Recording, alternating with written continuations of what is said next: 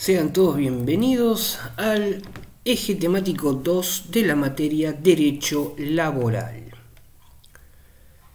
El día de hoy, según el temario, en el eje número 2 vamos a ver suspensión de ciertos efectos del contrato de trabajo, causas económicas, disciplinarias, entre otras, y accidentes y enfermedades inculpables en cuanto a el respectivo régimen legal de las mismas.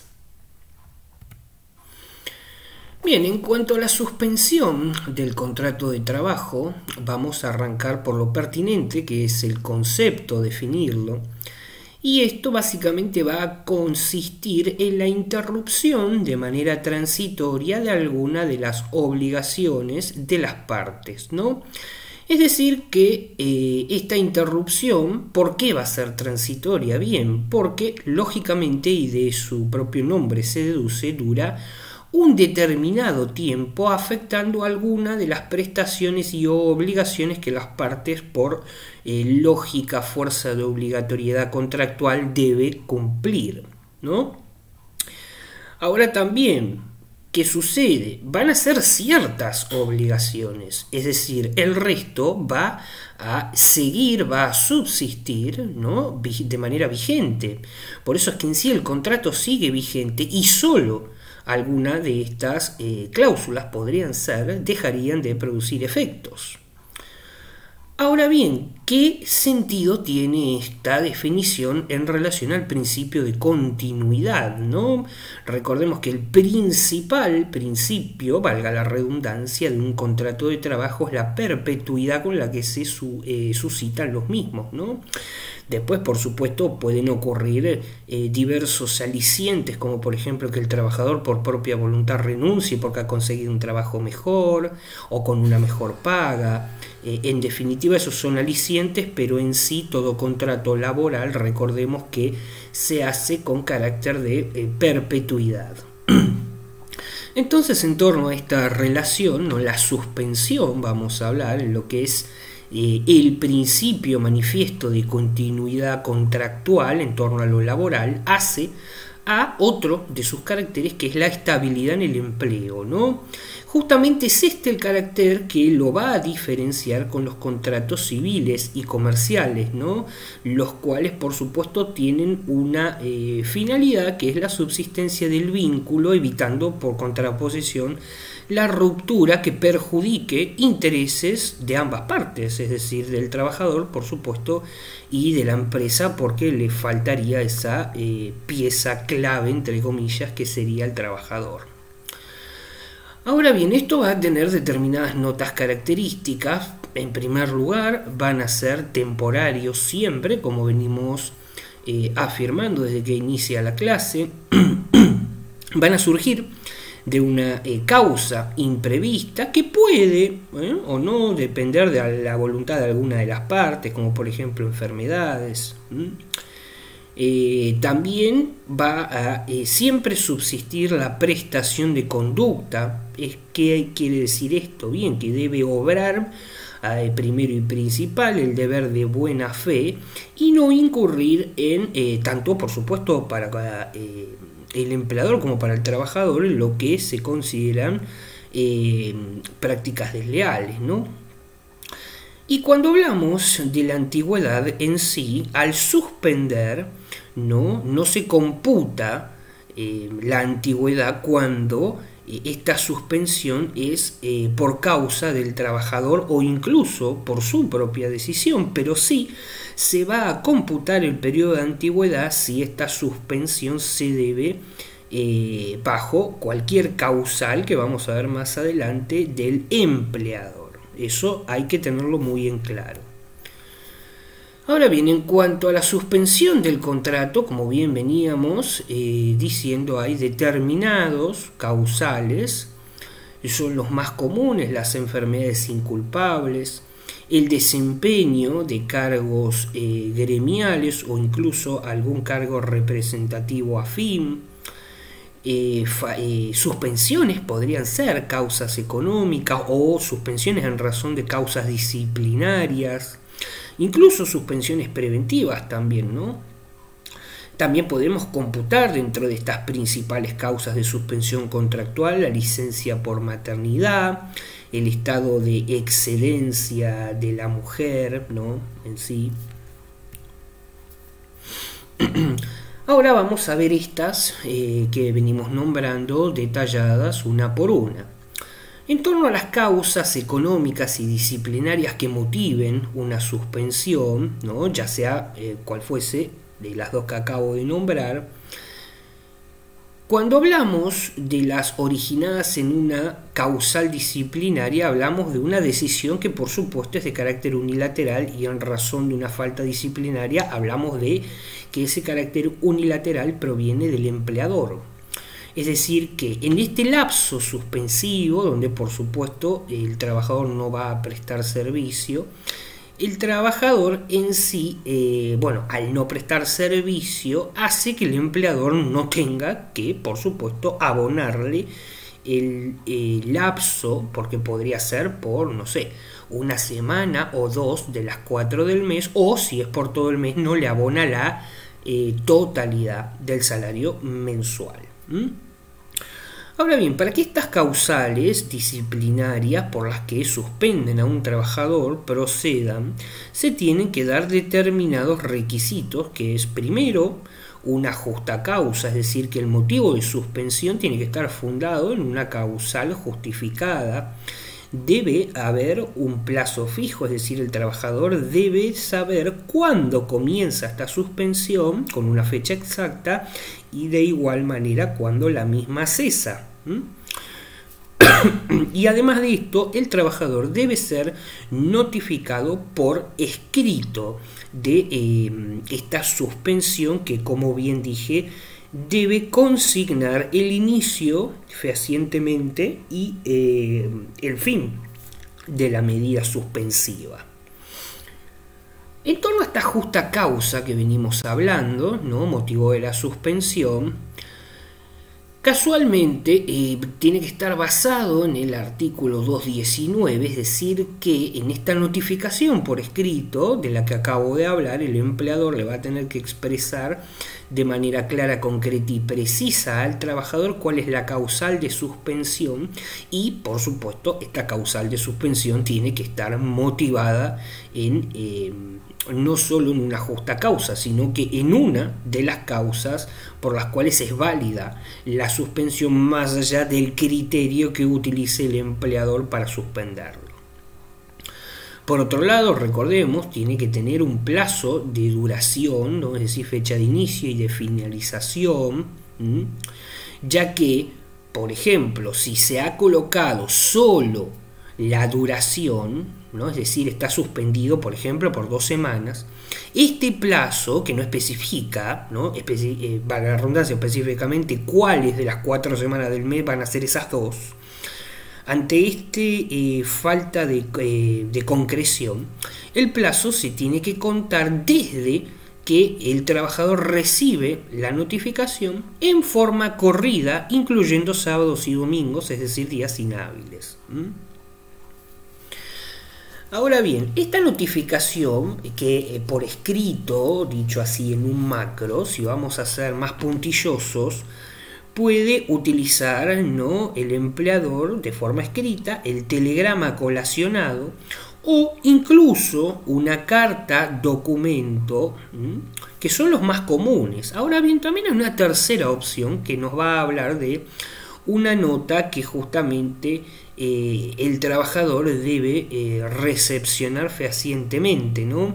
Por eso es que en sí, si se utiliza este medio, que por la dificultad de que el trabajador preste su consentimiento no es muy usado, pero la ley lo autoriza, el empleador le va a tener que entregar una copia de la comunicación, ¿no?, bajo apercibimiento de nulidad de la medida. Pero por una lógica obviedad, como el trabajador va a ser bastante reticente a esta, normalmente se suele utilizar un telegrama colacionado, ¿no?, o una carta documento con aviso, normalmente bajo la modalidad de aviso de retorno.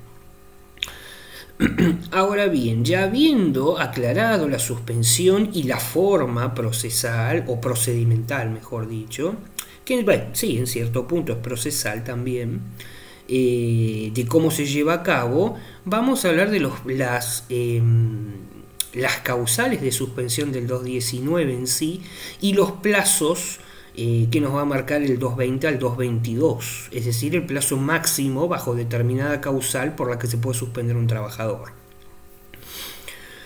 Cuando la suspensión se motiva en la falta o disminución de trabajo, hablamos de 30 días. Cuando hablamos por alguna falta exclusivamente disciplinaria, también el lapso máximo, todos son lapsos o plazos máximos, es decir, de 30 días puede ser menos, pero el pico siempre va a ser 30 días. Por causales de fuerza mayor son 75 días, ¿no? Y por último tenemos un rótulo que se va a denominar en conjunto, es decir, cuando haya falta o disminución de trabajo, alguna razón disciplinaria o fuerza mayor, es decir, que se combinen algunas de las anteriores, no solo que sea una exclusivamente, ahí el plazo aumenta sideralmente a 3 meses, es decir, 90 días. En torno a la suspensión por causas económicas, ¿no? Aquí hay que ser un poco puntilloso en torno a que en sí, si bien venimos aclarando que independientemente la causal, toda medida decidida por la patronal tiene que estar debidamente justificada, ¿no? En razón de las causales económicas, estas son valoradas de forma restrictiva por la jurisprudencia, ¿no? Es decir, que la jurisprudencia nos marca que solo van a ser consideradas aquellas medidas de suspensión por causales económicas justificadas cuando en sí se originen por hechos ajenos a la empresa y o resulten imprevisibles de acuerdo con lo que nos va a decir la ley de contrato de trabajo, la diligencia que se le exige al buen hombre de negocios. Es decir que, por ejemplo, podríamos estar ante un problema actual de las importaciones. Es decir, yo como dueño de una fábrica, ante el decreto gubernamental que prohíbe importar, bueno, básicamente cualquier cosa, es decir, que pone, por ejemplo, una fábrica en peligro porque la continuidad laboral, me refiero, porque no tiene el insumo, la materia prima para fabricar determinado producto, y sin esa materia prima, lógicamente, la fábrica está parada porque no puede producir.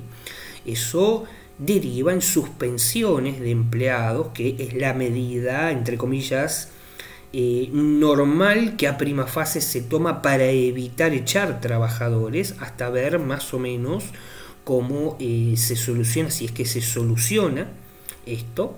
Por eso aquí hablamos de una causa que es imprevisible al buen hombre de negocios, es decir, ningún dueño de ninguna fábrica quiere tener su fábrica parada porque es pérdida. Esto es una medida imprevisible, ¿no? Que el gobierno cierre importaciones. Es decir, que en torno a esto, la legislación en sí laboral admite justamente la suspensión por un lapso determinado de tiempo del contrato, pausando esto de la continuidad que veníamos hablando. ¿Por qué? Porque en sí hay un deber para la patronal, que es el deber de dar trabajo como una obligación ante esta situación de difícil o incluso imposible cumplimiento, ¿no? Y por eso es que en razón de la protección del trabajador se avala esta medida de suspensión antes de que, o mejor dicho, en razón de darle al empleador la posibilidad de no despedir gente como primera medida, ¿no? Siempre se preserva las primeras medidas para poder por lo menos darle un tiempo al empleador de que conserve esa fuente de trabajo, ¿no? Ahora bien, tenemos también dentro de esta suspensión por causal económica, la suspensión por falta o disminución de trabajo, que bien puede derivar de lo anteriormente expuesto como no. Por eso es que en sí, para este causal de disminución de falta de trabajo, además de lo reglamentado en el 218, ¿no?, para que ésta proceda, tiene que derivar de un hecho que afecta en sí al mercado y por ende este impacta en la empresa. Podría ser, no sé, la suba del dólar, o no, mejor dicho, ahí me equivoqué, y, porque ambas dos se tienen que dar, que no debe ser imputable al empleador, es decir, el empleador no tiene la culpa de que suba el dólar, por ejemplo, y que los insumos que su fábrica necesita se compren en dólares, o del cierre de las importaciones. Por eso digo que normalmente una deriva de la otra, pero bueno, a veces no siempre ocurre, ¿no?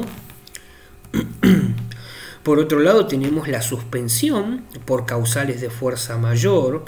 Son aquellos hechos imprevistos, ¿no?, o incluso también podrían ser previstos, pero en razón del hecho no pueden evitarse, porque no está en la decisión de la patronal evitarlo, ¿no?, que afecten el proceso productivo de una empresa, pudiendo casualmente pudiendo afectar este proceso y por contraposición afectando la obligación de la patronal de dar empleo. Por eso es que hablamos de que en los casos de que se pueda prever, incluso tiene que ser un impedimento insuperable, es decir, que por más que uno, por la experiencia, si se quiere, pueda prever que esto va a pasar, no está en sus posibilidades evitarlo, ¿no?, sino lamentablemente tolerar lo mejor posible el impacto negativo de la medida. Un ejemplo sería, por ejemplo, que se inunde la empresa, por ejemplo, o como ha ocurrido en la provincia de Córdoba, y digo la provincia de Córdoba como tantas otras porque ha salido en televisión, debido a los vendavales que se han, no sé, volado techos, o se han inundado lugares, o incluso, vamos a la contraposición, incendios forestales también. Se han incendiado campos, predios, fabriles, etcétera, ¿no? Esas son causas que, si bien está previsto porque los lugareños saben que en tales épocas, debido al calor, podría llegar a, más allá de que luego podamos ver si es intencional o no un incendio, uno más o menos puede prever estas cosas, pero ante un incendio forestal no está en posibilidad de la patronal dominar el fuego, ¿no? Volvemos a lo mismo, nadie va a querer que el fuego incendie su propia fábrica porque eso genera pérdidas.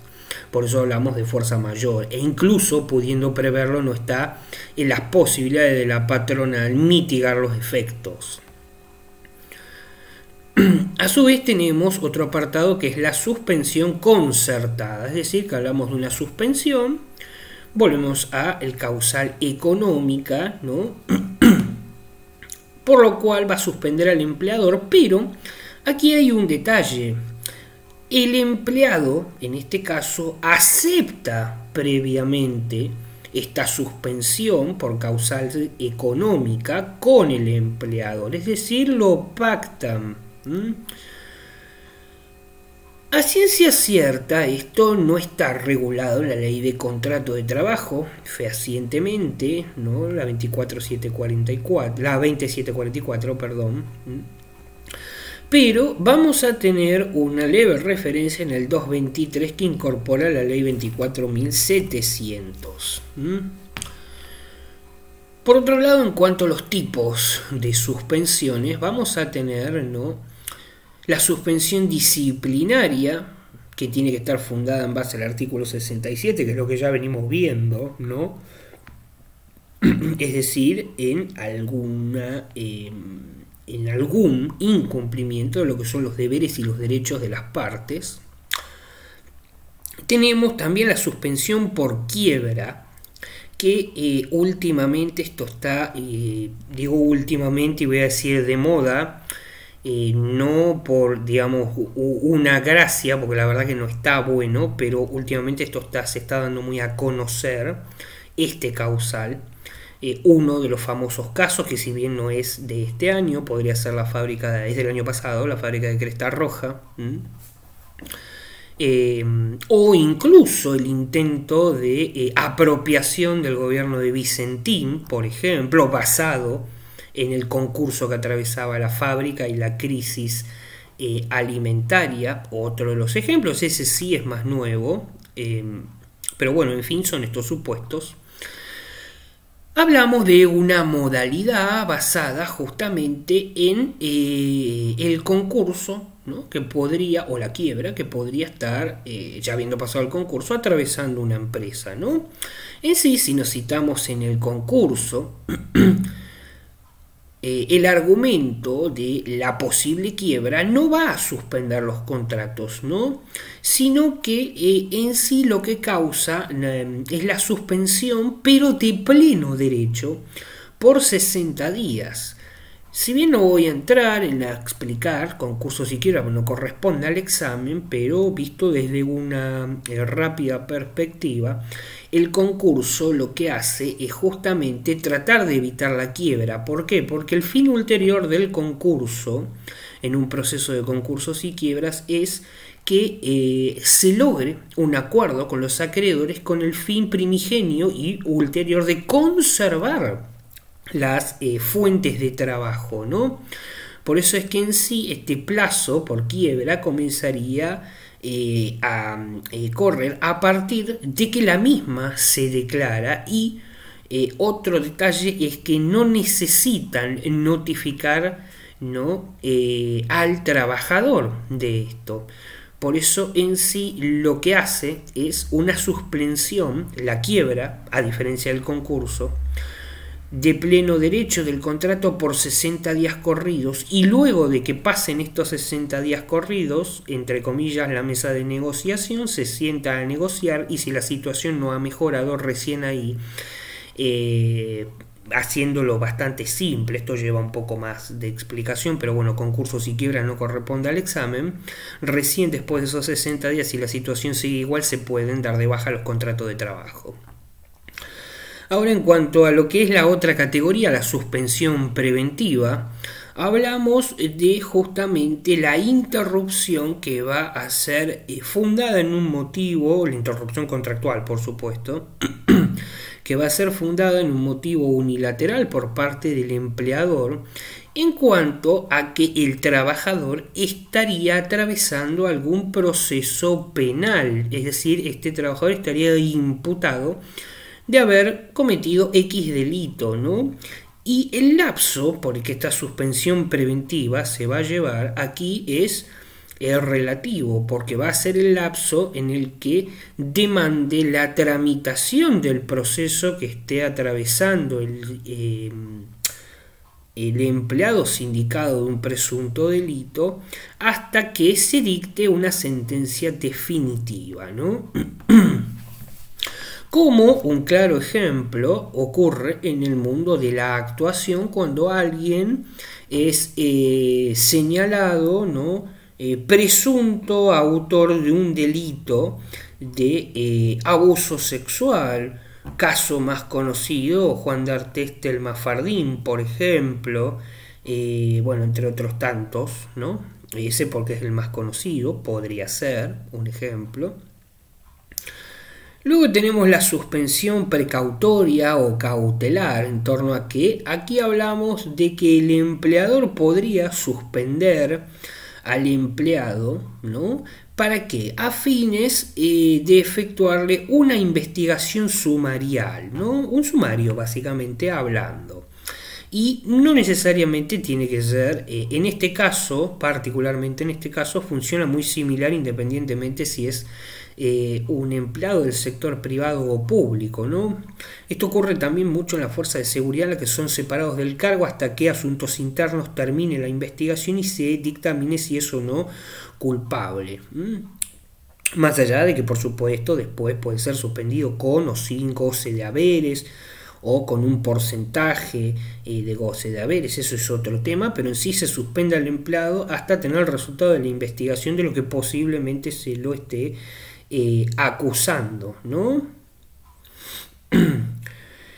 Luego tenemos también la suspensión dentro de estos tipos de suspensiones por algún cargo gremial, por ejemplo, ¿no? Cuando el empleador, la patronal, está obligado a otorgarle al trabajador una licencia cuando se lo elige para ejercer algún cargo de representación gremial, ¿no? Esto no importa cuál, o sea, en cuanto a plazos son diferentes, pero no importa la figura de representación, es decir, si es no sé, algún dirigente sindical de jerarquía o un simple representante gremial, que es lo más raso que hay en la cadena, o un secretario, que es un término medio, o bueno, medio alto, pero en sí no, a lo que voy es que no importa el tipo de cargo, ¿no? Esto está contemplado, que lo veremos igual más adelante y a detalle en el eje 6, si mal no recuerdo, en el 215 y 217, en el cual básicamente hablamos de cargos que se susciten a nivel provincial, municipal o incluso también nacional, cargos en fin electivos gremiales de representación, ¿no?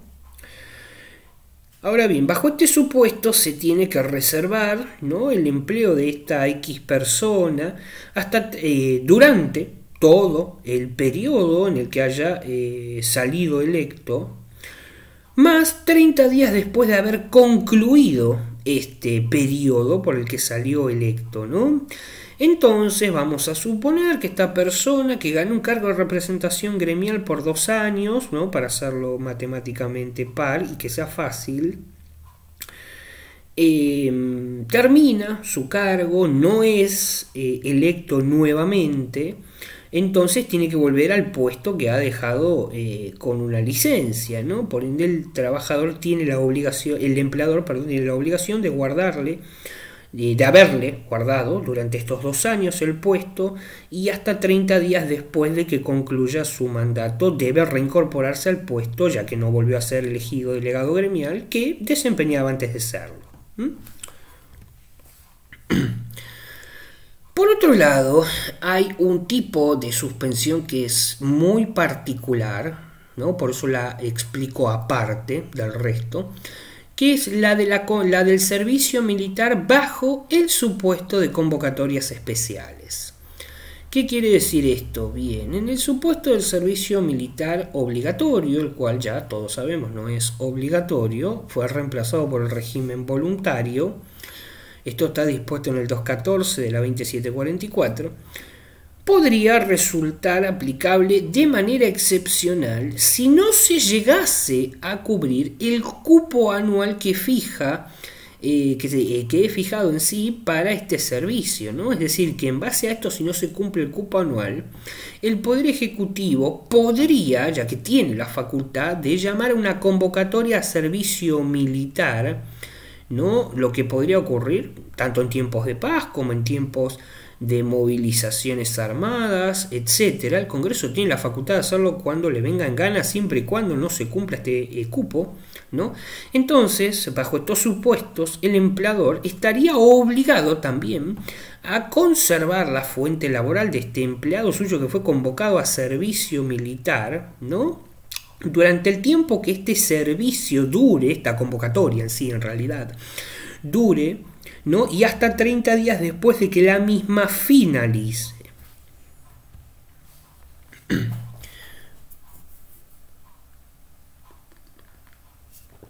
Bien, habiendo cubierto ya los accidentes y enfermedades inculpables, es decir, habiendo cubierto ya las suspensiones, y ahora vamos a hablar de los accidentes y enfermedades inculpables, ¿no? Ahora sí, el artículo 208 en este caso. Vamos a definir estas enfermedades, ¿no?, y accidentes como una alteración de la salud que justamente le va a impedir al trabajador prestar servicios, básicamente. Que, si bien estamos hablando de un macro, no tenemos que confundirlo con la incapacidad, ¿no? La incapacidad va a ser definida como una alteración en la salud que justamente le impida o incluso le torne desaconsejable, por supuesto por prescripción médica, el prestar servicios. Esto va a tener un alcance normativo en el cual va a depender, por supuesto, la afección que el trabajador padezca en cuanto a que lo pueda o no imposibilitar, ya sea total o parcialmente, de prestar servicio, y que en sí el origen de este impedimento no tenga una relación con el trabajo, es decir, que se relacione con el riesgo genérico de la vida. Podría ser un claro ejemplo una deficiencia cardíaca, ¿no? En este caso. Por eso es que en sí tenemos que aclarar que estas enfermedades y accidentes inculpables no se tienen que confundir con los vinculados al trabajo, los cuales ya hablamos de la ley de riesgo de trabajo, si mal no recuerdo, 24557.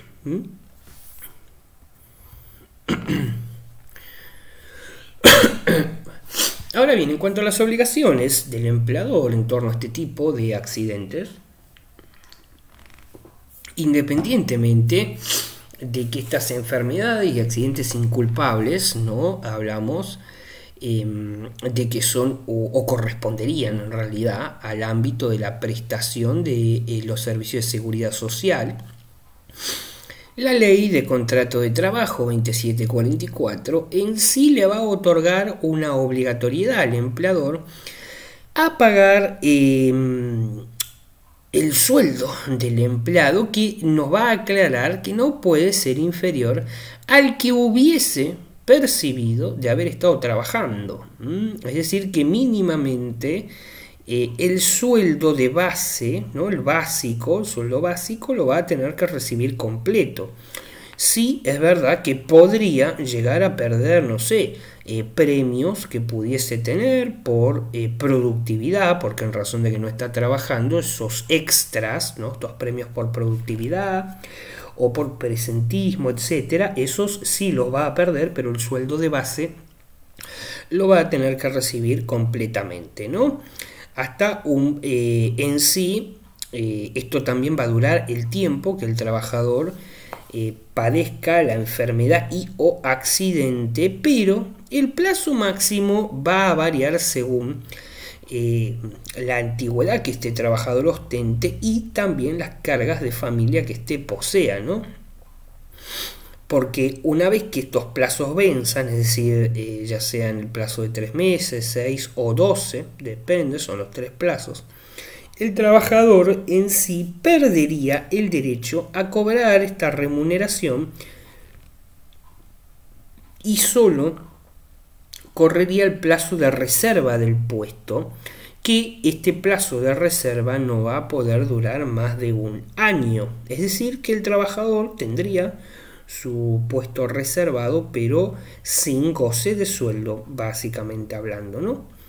Y es importante hacer hincapié en el 211, que básicamente es el artículo que nos habla de esto último que dije, que es la conservación del empleo, en torno a que el periodo de conservación del puesto en sí es un plazo de suspensión del contrato de trabajo, en el cual básicamente el trabajador no va a percibir una remuneración, como bien dije, ¿no?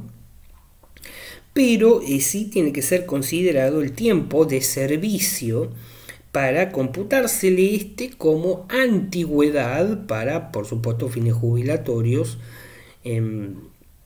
Por eso que el 211 va a disponer la reserva de este puesto de trabajo por el lapso de un año, una vez que se venzan los plazos que hablamos, ¿no? 3, 6 o 12 meses según el caso, que lo va a dictaminar el 208 de esta ley, ¿no? Ahora bien, ¿qué sucede cuando este plazo se vence? Bien, cuando este plazo se vence, por lógica, el trabajador debe reincorporarse a su puesto, pero he aquí un supuesto que podría ocurrir: la incapacidad absoluta. ¿Qué quiere decir?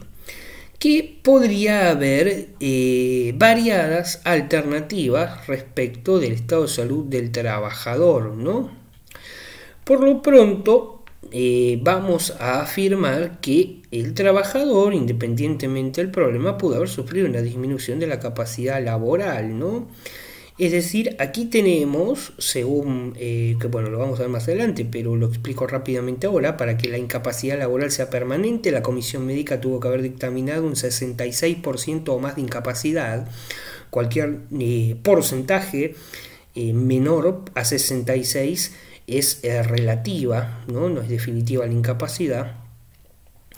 Entonces, cuando es definitiva, cuando es por debajo del 66%, es reversible, entre comillas, ¿no? Es decir, que hay una expectativa científica en torno a que el trabajador en sí, al ser reversible, pueda recuperarse, y si hay una incapacidad del 66% más, es decir, definitiva, no hay una expectativa científica.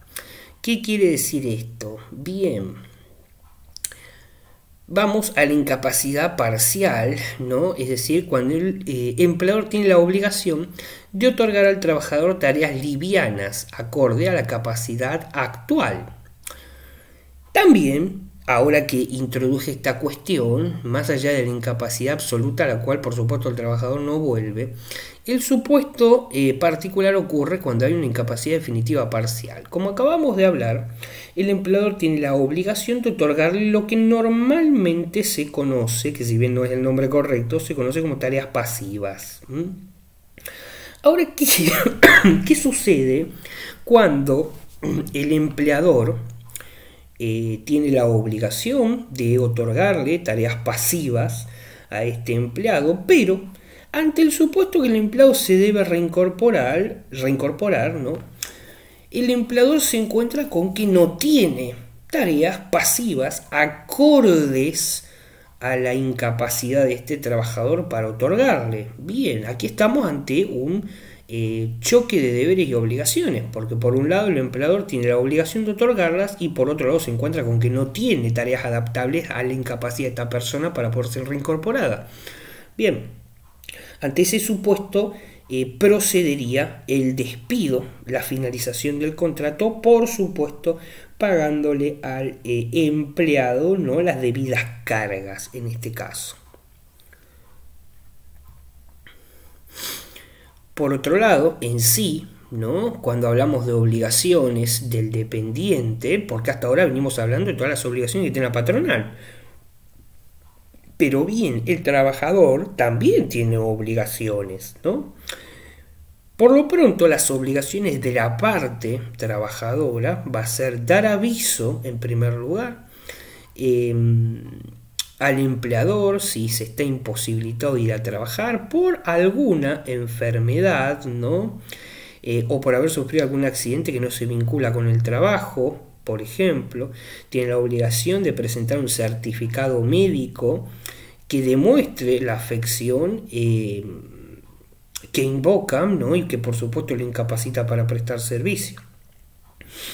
Ahora bien, ¿qué sucede, no? Porque nos encontramos con multiplicidad de supuestos en los que el trabajador, porque se encontraba en un túnel abajo del agua, porque hay excusas bastante creativas, no tenía señal de teléfono, no se acordó de avisar, se le acabó el crédito y todo este tipo de excusas que utilizan, algunas bastante fantásticas, no avisa al empleador, o el medio que utiliza no cumple el fin, que es dar aviso, porque también existe, por ejemplo, la persona que hipotéticamente le avisa mediante WhatsApp a su empleador que no va a prestar servicio y ese WhatsApp nunca llega, entonces no cumple el fin, ¿no? Porque puede ser que el trabajador lo haga, ese WhatsApp por alguna cuestión tecnológica no llegue y no cumplió su fin. Bien, el trabajador va a tener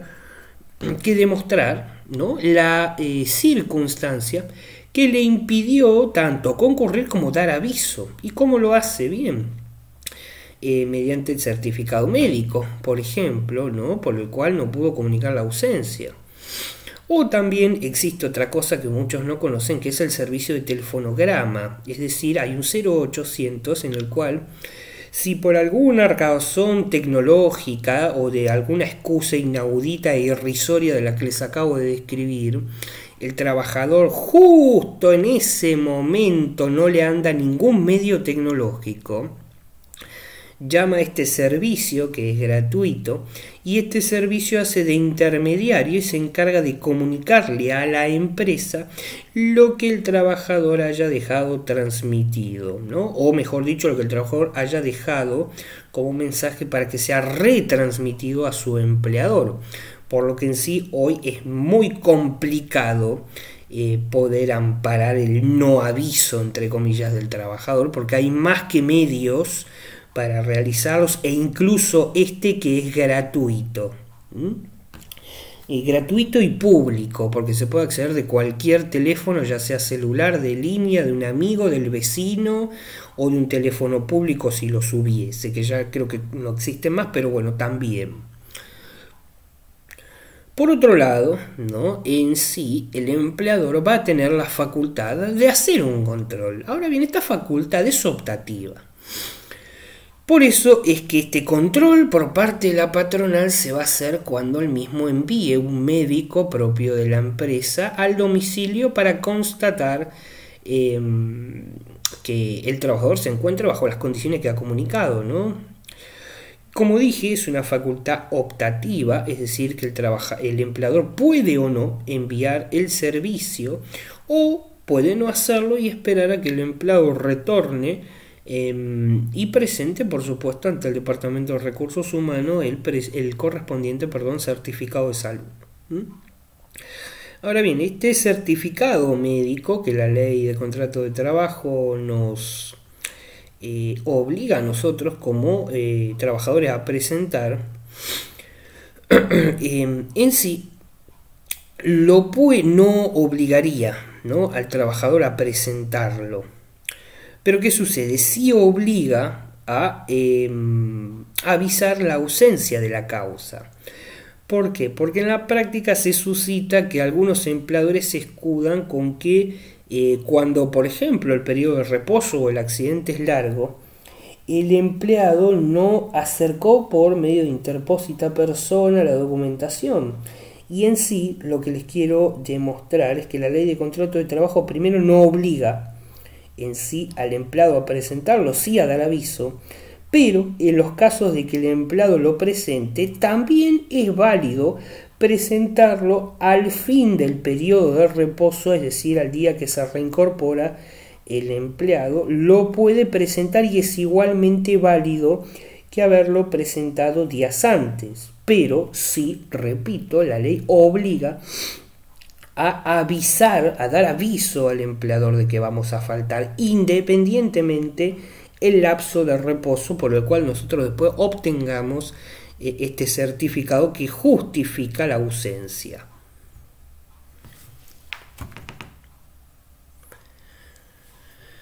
Bien, aquí hemos terminado el eje. Vamos a pasar al siguiente eje.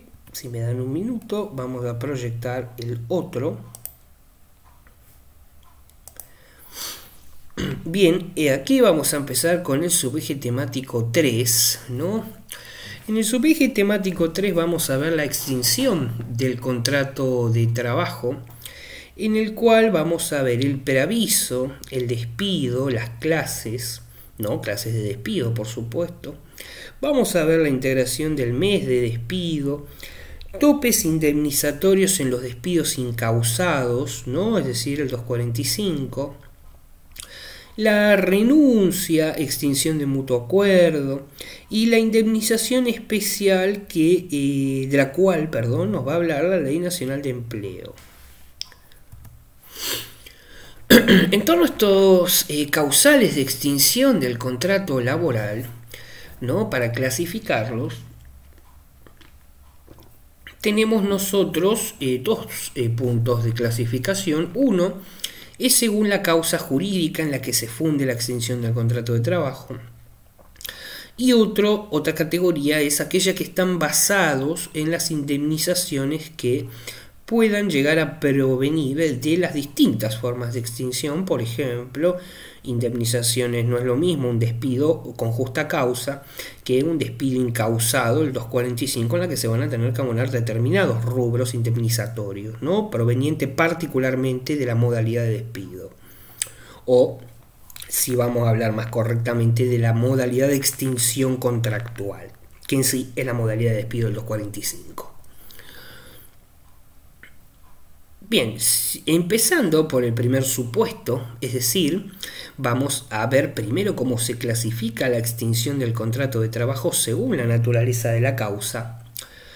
Vamos a tener o mejor dicho, los supuestos de extinción, ya sea por causas ajenas a la voluntad de las partes, por extinción que sea por voluntad unilateral del empleador, la extinción por la voluntad unilateral del trabajador, ya visto desde el otro punto del escritorio, y aquellos supuestos que vimos en sí como un macro en el eje anterior, la extinción de mutuo acuerdo, ¿no? Si bien nosotros nos centramos en lo que era la suspensión de mutuo acuerdo, aquí ya vamos a ver la extinción de mutuo acuerdo. Bien, como bien veníamos hablando en el supuesto número 1, es decir, vamos a ver cómo se clasifican según la naturaleza de la causa, hemos visto determinados supuestos como por ejemplo la voluntad unilateral del empleador, que va a dividirse en lo que es justa causa y despido sin justa causa, mal conocido como despido incausado, el 245. Ahora bien, tenemos también la extinción por causas, como bien dije, ajenas a la voluntad de las partes, entre los cuales vamos a encontrar de lo que veníamos hablando, la quiebra, ¿no? La fuerza mayor, la disminución de trabajo o incluso podría ser también la muerte de nuestro empleador, ¿no? En torno a esta falta o disminución de trabajo, dentro de lo que son los causales ajenos a la voluntad de las partes, tenemos que identificar las causas que van a afectar al empleador, como puede ser la disminución del trabajo, que es un poco lo que veníamos viendo en el eje anterior. También la existencia del procedimiento de crisis que establece la LNE, la Ley Nacional de Empleo. Y por otro lado, cuando se invoque este causal, ¿no? El 247 en sí de la Ley de Contrato de Trabajo va a dictaminar que el trabajador, ante estos supuestos invocados, va a tener derecho a cobrar el 50% de la indemnización del 245, ¿no? Es decir, el 50% de la indemnización por despido incausado. Por otro lado, tenemos el causal de fuerza mayor, ¿no?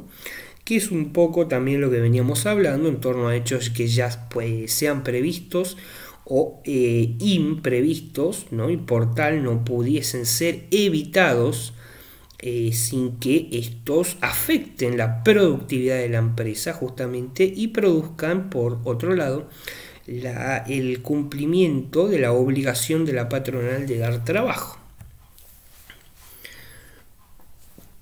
Por eso es que según, ¿no? La quiebra o el concurso, que es otro de los supuestos, en sí, como me adelanté un poco a la explicación, ni el concurso ni la quiebra, ¿no? Bueno, la quiebra luego de los 60 días puede que sí, pero en sí a priori ninguno de los dos como primera medida busca el cese del vínculo laboral, como he explicado ya, ¿no? Por otro lado tenemos la muerte del empleador. La muerte del empleador no, en sí no produciría a priori la extinción del vínculo laboral, ya que el empleador, por ejemplo, si estamos ante el dueño de una fábrica, ese dueño que ha muerto, el puesto puede ser reemplazado por sus herederos, la fábrica sigue andando, como ha pasado en infinidad de veces, ¿no? Por eso es que a priori no produciría la extinción del contrato laboral para los empleados, ¿no?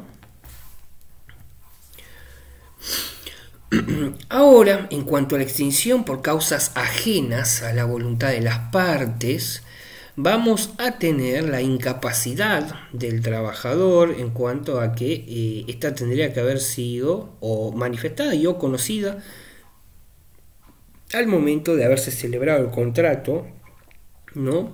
Si esto sucede, se va a tratar de un despido sin causa justa, lo que justamente da derecho a la indemnización, ¿no?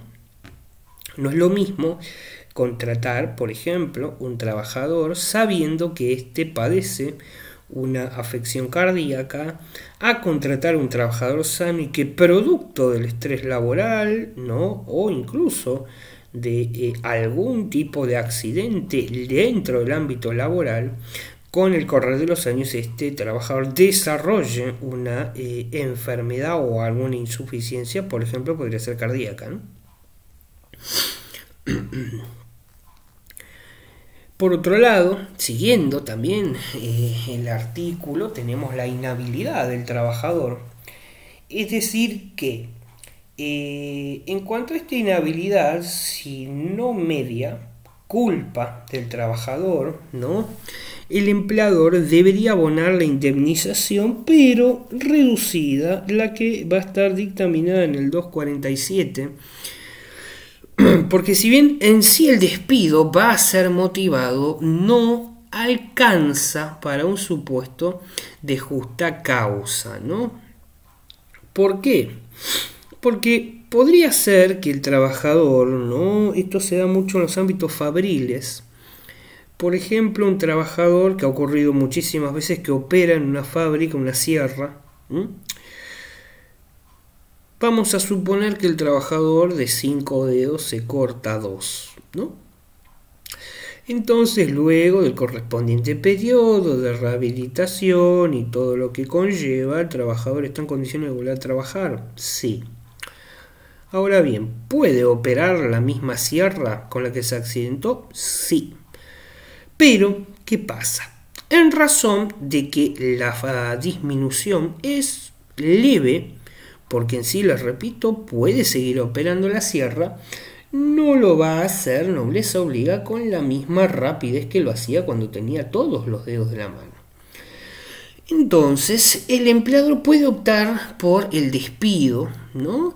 En razón de que, por ejemplo, no le sirve la productividad que ahora tiene, que por supuesto va a ser menor porque le va a costar más operar la sierra al trabajador, respecto de la que tenía.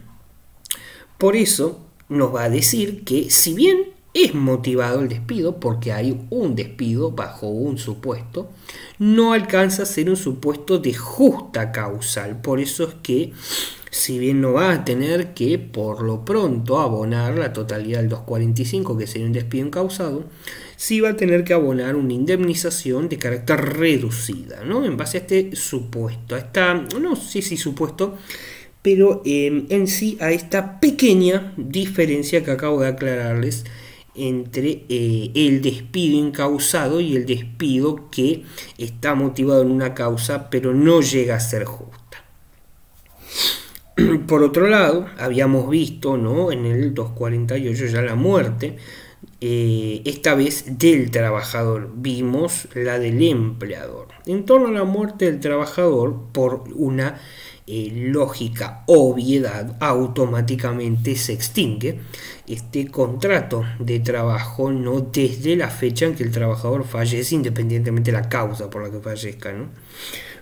Por eso en sí la ley va a fijar una indemnización reducida a modo de compensación para la familia, ¿no?, que perdió el sostén económico del hogar, perdón.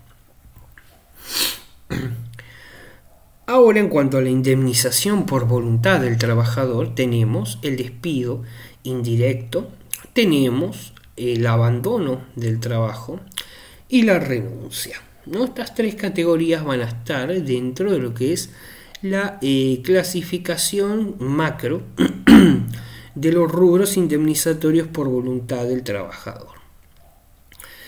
Entonces, ya yendo a cada uno de ellos específicamente, tenemos en primer lugar La renuncia, definida esta como un acto de voluntad unilateral y carácter jurídico, ¿no? Va a ser recepticio y formal, que por su carácter de unilateralidad, por supuesto, no va a requerir que el empleador esté conforme, ¿no?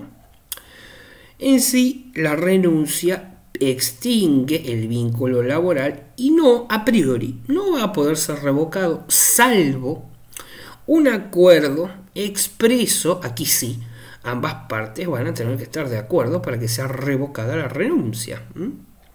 Por ende, esto una vez que se acepta, por supuesto, ¿no?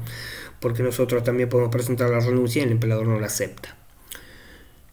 Por otro lado, una vez que el trabajador renuncia, como ya les dije, opera automáticamente la disolución del vínculo contractual por causales objetivas, que por supuesto, no, al ser objetivas, no se van a basar en un incumplimiento contractual del empleador. En sí, el empleado, incluso porque podría haber conseguido un nuevo trabajo que le guste más, aunque le paguen menos, o que le paguen más aunque le guste menos, lo contrario, que es lo que más suele suceder. En fin, el trabajador renuncia por el motivo que sea, pero renuncia. Y por otro lado, vamos a tener el tercer supuesto, que es el abandono de trabajo, ¿no? Es decir, aquí hablamos ya de una actitud particular del empleado en torno al ausentismo. ¿Qué quiere decir esto? Bien, que el trabajador se va a ausentar injustificadamente y probablemente de manera intempestiva, es decir, sin dar aviso a su empleador, ¿no? Se va a ausentar de su empleo. Es decir, que para extinguir el vínculo laboral, si lo vemos desde el punto de vista de la patronal, fundado en el abandono de trabajo, además de primero, por telegrama colacionado, el empleador tener que intimar al trabajador a que se presente a prestar servicios, ¿no? Y esto es justamente cumplir el procedimiento para luego no tener que abonar indemnizaciones por despido incausado. Razón por la que va a tener que usar, como bien dije, en la patronal este método que normalmente y la práctica nos diría que el trabajador no se va a presentar a tomar servicio, pero el empleador queda cubierto en cuanto al procedimiento y luego es probable que esto termine en un despido bajo este supuesto y la causa en un juicio. Ahora, cuando la extinción se da por voluntad de ambas partes, ¿no? Aquí ya lo vamos a clasificar en lo más conocido, que es la disolución de mutuo acuerdo. El vencimiento del plazo también podría ser otro supuesto, o finalización de la obra, ¿no? En cuanto a la disolución de mutuo acuerdo, hablamos de que ambas partes, por obviedad del título, van a dar por finalizado y mediante un acuerdo el contrato de trabajo. Es decir, que aquellos que por voluntad propia dieron origen a la relación laboral ahora la extinguen, ¿no? Van a tener la misma facultad mediante, por supuesto, un acto formal en el cual van a prestar su conformidad, ¿no? Es decir, este acto formal hablamos de una escritura pública que se va a realizar, por obviedad ante un escribano público o incluso ante la autoridad judicial, es decir, podría suscitarse, si no quieren pagar al escribano, el Ministerio de Trabajo. Por otro lado, también nos va a decir que va a ser nulo y sin valor el acto, independientemente de la modalidad, que se celebre sin la presencia personal del trabajador. Y aunque parezca redundante y hasta un sinónimo, es interesante el juego de palabras, sobre todo en los contextos tecnológicos de hoy, porque nos habla de la presencia personal y uno dice, sí, bueno, obviamente la presencia va a ser personal porque la presencia es tenerlo enfrente. Bueno, no necesariamente. Recordemos que hay muchos procedimientos que solían ser básicamente en persona, hoy se dan por medio, por ejemplo, teleconferencia, WhatsApp, Zoom, Meet, etcétera, ¿no? Por eso nos habla de la presencia personal, es decir, tiene que ser llevado a cabo con el trabajador en persona, físicamente, no a través de un medio tecnológico. O por lo menos es lo que hoy, a pesar de los impedimentos del COVID y demás, este aspecto no ha cambiado. No hay jurisprudencia en la cual se suscite en sí uno de estos acuerdos sin la presencia personal del trabajador. Por otro lado, tenemos el vencimiento del plazo o la finalización de la obra. Es decir, que aquí podríamos hacer referencia a muchos tipos de contratos, de acuerdo a la modalidad contractual, y o el plazo fijo y de contrato eventual, ¿no? Ahora, en cuanto a las indemnizaciones agravadas, que nosotros veníamos ya hablando, tanto en el eje anterior como en el comienzo de este, al menos en un macro, nos vamos a centrar específicamente en ellas, ¿no? Es decir, que la primera y más común de estas, al menos en la práctica, suele ser el despido por maternidad. Bien, este despido por maternidad se va a producir justamente en una trabajadora embarazada cuando hay una presunción juris tantum que el despido se ha producido por las causas de la maternidad. Ahora bien, ¿cuál es el periodo? ¿No? Nos tendríamos que preguntar, o cuál es el supuesto a priori que tendría que suscitarse para que este despido pudiese ser considerado en razón de la maternidad. Bien, este periodo va a ser aquel que se comprenda desde los 7 meses y medio anteriores o incluso posteriores a la fecha del parto, ¿no? ¿Por qué posteriores? Porque uno dirá, bueno, pero ¿por qué posterior? Bien, porque vamos a ver que es obligación de la trabajadora avisar a su empleador que está embarazada, ¿no? Por eso habla de posteriores, en razón de que una vez que el empleador se entera, ¿no? Y por supuesto previendo todo este tipo de licencias, falta de personal y todo lo que conlleva que una mujer se ausenta en razón de esto, podría despedirla, ¿no? Que por supuesto tiene derecho, pero bueno, si uno lo ve desde el lado de la patronal, el empleador lo va a tomar como un problema que va a pretender evitar a futuro. Entonces, estos 7 meses y medio anteriores se van a dar en razón de que la trabajadora, como bien venía explicando, tiene la obligación de haber notificado fehacientemente, obligación, no cabe destacar, no elección, el embarazo, ¿no? Con un certificado de un servicio médico de la empresa que pudiese ser requerido, ¿no? Normalmente uno llevaría el del ente, ya sea privado o público, al que ha ido de forma particular, por ejemplo. Ahora, el empleador también va a tener que demostrar que existe una justa causa, ¿no? Es decir, por el despido. ¿Qué quiero decir con esto? Que además de coincidir, porque puede ser que se dé la mala suerte que coincida que la trabajadora notifica su embarazo, por ejemplo, podría ser que esta trabajadora ya venía con un montón de causas de suspensión por mal desempeño laboral y bueno, llega a un punto que la han tenido que despedir y casualmente coincide con el periodo que notifica el embarazo, pero no es por esta causal. Por eso es que dice que el empleador tiene que demostrar una causa justificada, además, o mejor dicho, en razón de desligarse de que le intenten adosar que es por el embarazo el despido, porque si no lo logra va a tener que abonar, además de las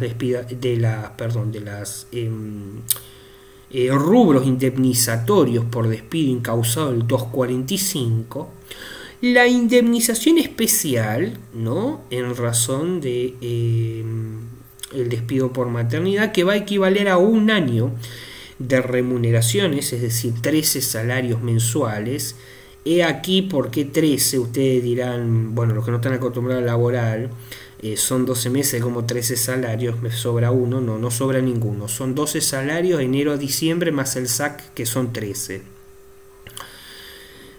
Ahora bien, en cuanto a lo que es el despido ya por matrimonio, en sí la ley de contrato de trabajo también, al igual que en el despido por maternidad, ¿no? Y utilizando también la ley que si mal no recuerdo creo que es la 23552, la ley de persecución antidiscriminatoria, dentro de los cuales también se utiliza, ¿no?, como motivo discriminatorio el matrimonio, la maternidad, cualquier tema de representación gremial, la sexualidad, ¿no? También se va a complementar, digo, con la ley de contrato de trabajo.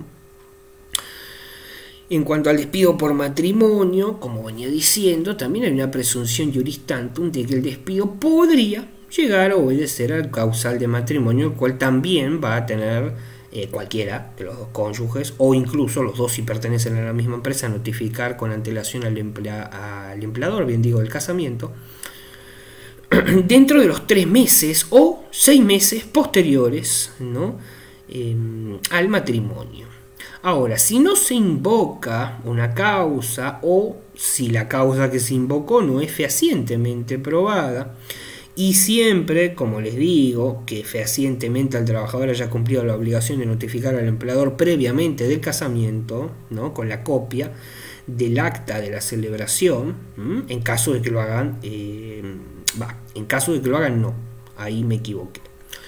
La notificación anterior es obligatoria y posterior también, pero va a ser acreditado este vínculo matrimonial con la copia del acta de la celebración, que por supuesto y por obviedad la van a obtener una vez celebrado el acto, ¿no? Por eso en sí, si esta causal no es invocada o es invocada y no probada fehacientemente, que para el caso es lo mismo, la indemnización que correspondería en sí es la misma que el despido por maternidad o embarazo. Ahora bien, en cuanto al despido durante la licencia por enfermedad, ¿no?, aquí vamos a hacer una salvedad en cuanto a que podría despedirse al trabajador durante el goce de la licencia paga del 208.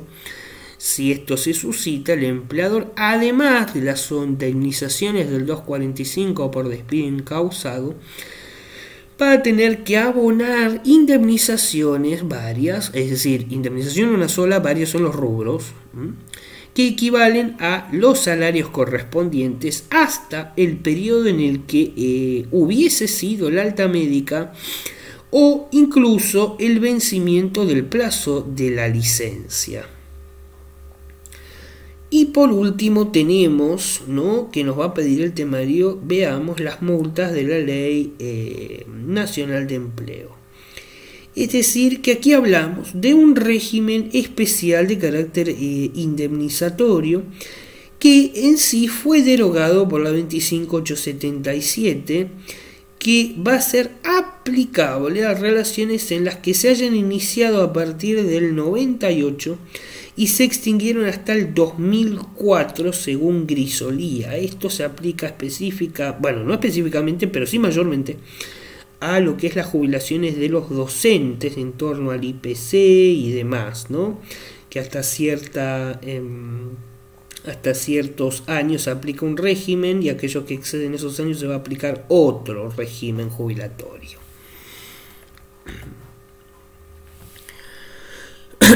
Ahora bien, vamos a pasar al supuesto número 2.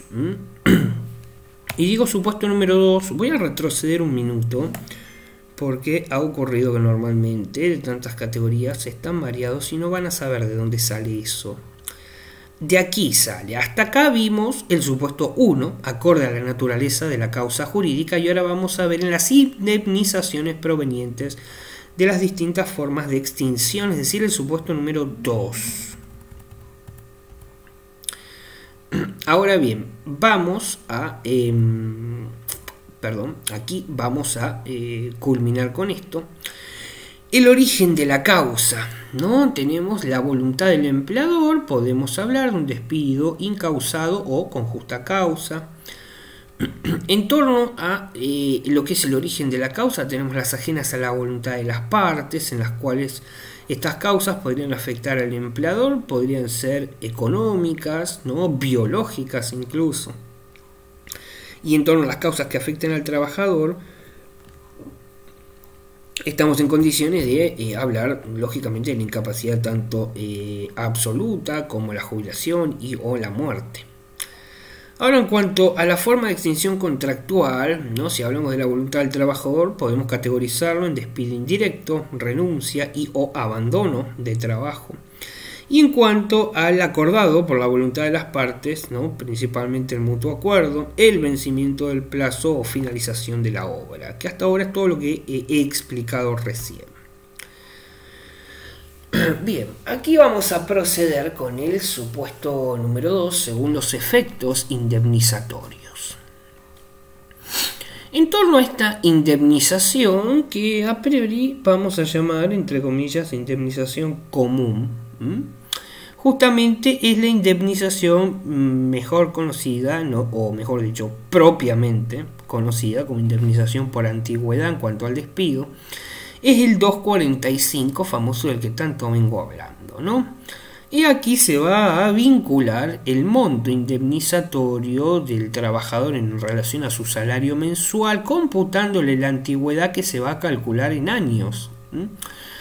En torno a esto, la Ley de Contrato de Trabajo 2744 va a contemplar casos de indemnización reducida, como hemos visto, por ejemplo, los supuestos de la extinción contractual por el concurso, la quiebra, la muerte del empleador o causales que no sean imputables al empleador, ¿no? En los cuales por lo pronto hemos visto la indemnización se reduciría al 50% de lo dispuesto en el 245, ¿no? Ahora también esta ley va a citar, ¿no?, supuestos en los cuales la indemnización, en vez de ser reducida, al contrario, es agravada. Hablamos de la ley 23551, es decir, despedir a un representante sindical. La 23551 es la ley de asociación sindical, ¿no? Tenemos la ley de empleo nacional, que es la que veníamos hablando hace unos minutos, la 24013. Y la 25323 y la 23345, que nos habla de incrementos indemnizatorios. Ahora bien, vamos a ver cada uno de estos supuestos nuevamente. Vamos a empezar por la indemnización reducida. Por ejemplo, una vez que venza el plazo, ¿no?, en aquellos contratos, siempre y cuando se establezcan a plazo fijo, y la duración exceda un año, aquí va a corresponder el monto reducido al 50%. ¿Por qué? Tenemos, por ejemplo, otro supuesto, la renuncia del trabajador a lo que es el término de la licencia por maternidad. ¿Qué suele ocurrir? Se toma la licencia por maternidad, que las mujeres, que en principio es paga, y una vez que deben reincorporarse, presentan la renuncia. En este caso correspondería una indemnización reducida, ¿no? Es decir, el 25% del 245, porque la trabajadora renuncia. Luego tenemos causal de fuerza mayor o disminución del trabajo, que en este caso correspondería al 50%, es decir, nuevamente estamos ante una indemnización reducida del 245. Despido por concurso o quiebra no imputable al empleador, también 50%. Y la inhabilitación del trabajador. Ahora bien, más allá les voy a enseñar algo que lógicamente si lo leen es incluso hasta deducible de la propia lectura en pantalla, pero si no llegan a deducirlo, para que esto les sea más fácil de recordar, les explico un pequeño truco. No importa el supuesto del que hablen en la indemnización reducida, es decir, A, B, C, D o lo que sea que haya, en todos, salvo en la renuncia, por el término de licencia por maternidad. En todos es el 50% del 245. El único que es 25% es justamente la renuncia de la trabajadora cuando termina la licencia por maternidad. Esto para que no se manejen con porcentajes y números, ¿no? De manera que si les preguntan en el examen, y no es un caso en el que la trabajadora renuncia cuando la licencia por maternidad se agota, no importa cuál sea, porque a todos les va a corresponder el 50% del 245. Y saben que cuando hay un caso, que de hecho hay 2 o 3, que la trabajadora renuncia cuando se agota la licencia por maternidad, ahí ya saben que automáticamente es el único caso que en vez de ser el 50 es el 25. Siempre, por supuesto, el 25 del 245, ¿no? Claramente. Ahora bien, todas estas indemnizaciones de las que nosotros estamos hablando van a producir ¿qué cosa? Efectos, es decir, efectos indemnizatorios, ¿no? La forma de extinción del contrato. En sí, hay algunos, ¿no?, que no generan indemnizaciones, esto visto como un macro. Otros, como hemos visto, generan indemnizaciones reducidas. Otros, indemnizaciones completas. Y por último, que también hemos visto recién, van a generar indemnizaciones agravadas. Como verán, aquí no hablamos de puntualidades, porque eso ya lo he explicado anteriormente, sino que acá tenemos los 4 macros de los tipos de efectos indemnizatorios que una extinción contractual podría generar, independientemente de las puntualidades que se encuadren dentro de cada uno. En cuanto a la siguiente categoría, que hablamos de la indemnización completa, tenemos el despido directo e indirecto, la incapacidad absoluta del empleado, ¿no? El periodo, de excedencia vencido para las trabajadoras. Tenemos los cargos electivos y o representativos a nivel gremial, la transferencia de un establecimiento y el despido por el ius variandi. Y acá quiero hacer una salvedad que les va a servir para resolver diversos casos que hay de FIP. ¿Por qué hay que hacer una aclaración? Bien, porque en este caso particular el principio ius variandi la mayoría lo suele aplicar a lo que es la variación de tareas en sí, ¿no? ¿Qué quiere decir esta variación de tareas? Bien, esta variación de tareas hace que, por ejemplo, a un gerente, ¿no?, de una empresa multinacional que va a tener determinada jerarquía y por ende determinadas tareas, ¿no?, todos los días, de repente un día en particular venga un superior y le va a decir que además de las tareas que le corresponden al departamento de gerencia, tenga que también, por ejemplo, encargarse de la limpieza, ¿no? Entonces, he aquí uno de los principios generales en los cuales se vería plasmado a priori el ius variandi, es decir, la variación de tareas, que, por supuesto, en razón de que un gerente lo pongan a limpiar, van a ser tareas degradantes. Pero esa es la mayor, si se quiere, aplicación que se le suele dar en la práctica al principio ius variandi, pero tiene otra que es un poco menos conocida pero igual de válida, ojo. En sí, ya habiendo aclarado este contexto, uno tiende a ver el ius variandi como la variación de tareas, pero también puede ser justamente la variación de puestos o de objetivos laborales. ¿En torno a qué? Por ejemplo, este mismo gerente tiene la obligación de prestar servicio, no sé, en la sede de Miami, todos los días, a la misma hora, en la misma compañía, situada en la misma dirección. Un día viene un personal jerárquico y le dice que a partir de ese día específico le alteran el calendario y 2 días va a tener que ir al edificio de la sede de Miami, otros 2 días va a tener que ir a la sede que está en México y otro día va a tener que ir a la sede que está, no sé, en Inglaterra, Entonces, aquí también se aplica el principio ius variandi, porque si bien no hay una alteración fehaciente de las tareas, porque siguen siendo tareas gerenciales, no lo han degradado, pero han alterado su contrato de trabajo en torno a que en su contrato él no había, por ejemplo, pactado con la compañía el tener disponibilidad para desplazarse y todo el estrés y las contingencias, por supuesto, que estos constantes desplazamientos podrían llegar a generarle al empleado, ¿no? Al trabajador.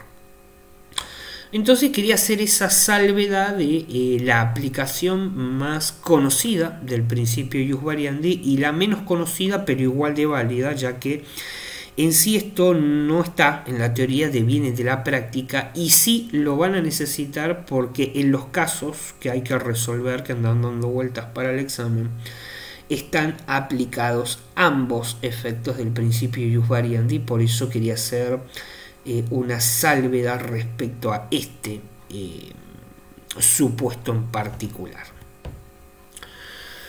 Ahora bien, siguiendo con lo propio, tenemos la indemnización agravada. En este caso, ¿no? Vamos a recordar en tema de... acá se los dejo todos juntos para que ustedes lo tengan. En sí, los 3 tipos de despido ya hemos visto por maternidad, ¿no?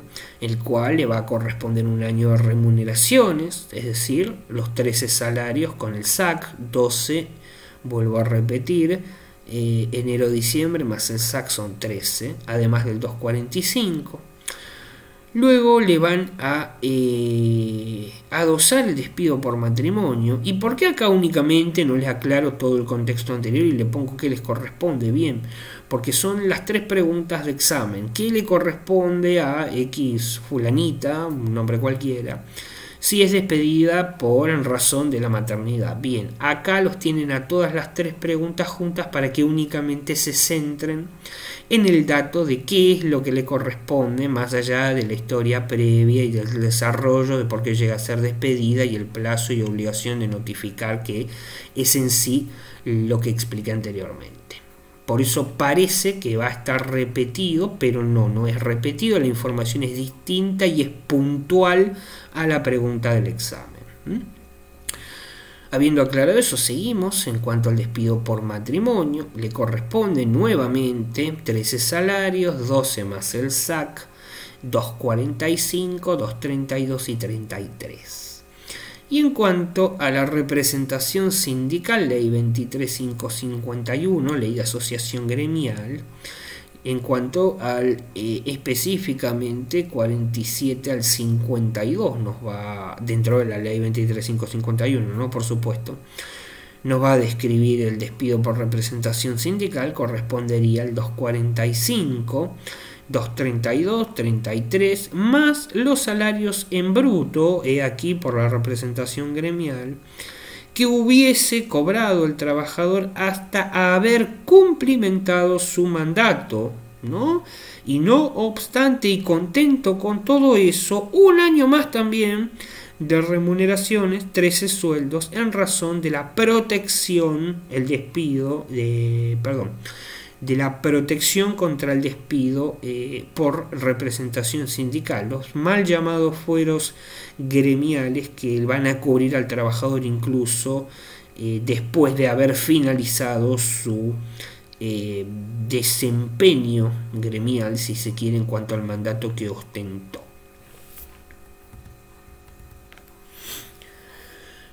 Bien, hemos terminado nuevamente el eje.